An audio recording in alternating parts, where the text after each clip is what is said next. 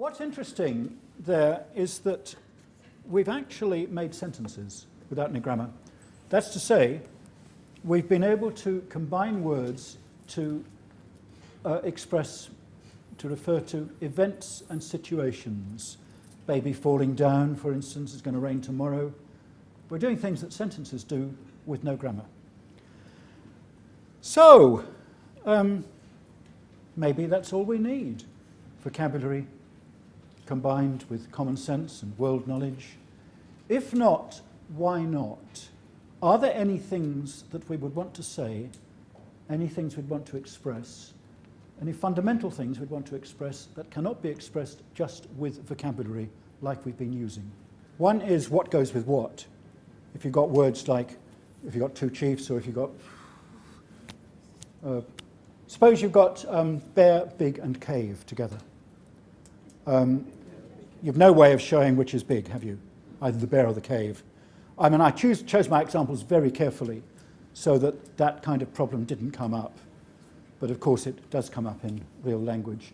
What goes with what? And relationships of various kinds. Think of this. If I said neck, sib, Ross. Neck is kill, sib is sister, Ross is bear.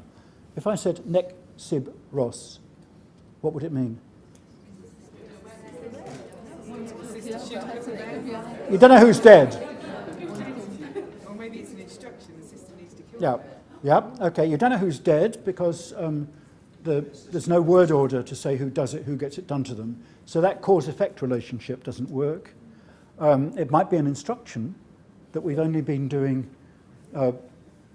declarative sentences, nothing else. There are really three problems, I think. There's the what goes with what problem. Roles and relationships of different kinds can be cause and effect. It can also be spatial if you want to say that one thing is under another. If you put together the two different words and under, you'd have no way of knowing which was under which. Time, the same, A before B, but without a rule for interpreting that, you've got no way of knowing what's before what. And modality, we just did sentences, simple declarative sentences. We hadn't got a way of showing that something is a question or negation or an instruction or a guess or whatever. So we have actually come up against some problems. We've discovered that there are some important things we can't express in our little language that's just got vocabulary. So we need to solve them, don't we? Could you please, while I shut up again, choose one or more of those problems and think of a way of solving it? I'm sure you've done that. What can we do then to solve these problems? Punctuate.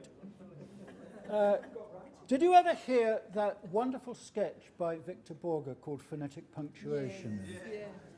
Yeah, where for commas you've got quotation marks.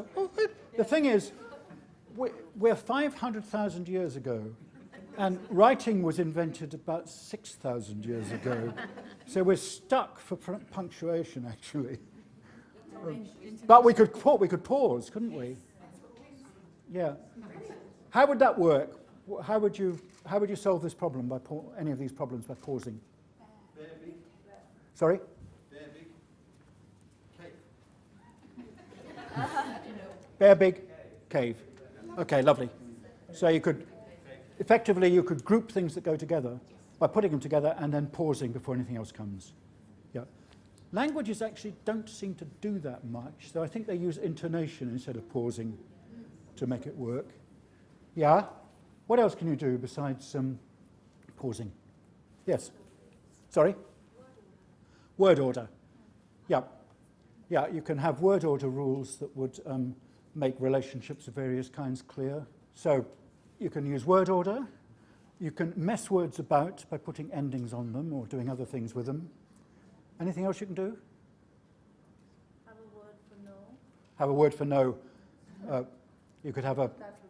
Yeah, you can have words that are not outside world vocabulary at all. They're grammatical words. They show what the other words are doing.